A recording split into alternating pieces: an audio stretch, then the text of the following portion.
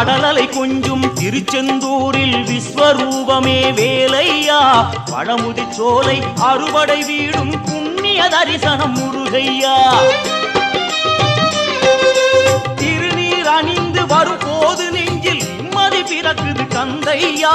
சுகனே சிவனார் மகனே உன்னை பாட பாட சுகமாகுதையா வேல் முருகா அரோகரா அரோகரா வேல் முருகா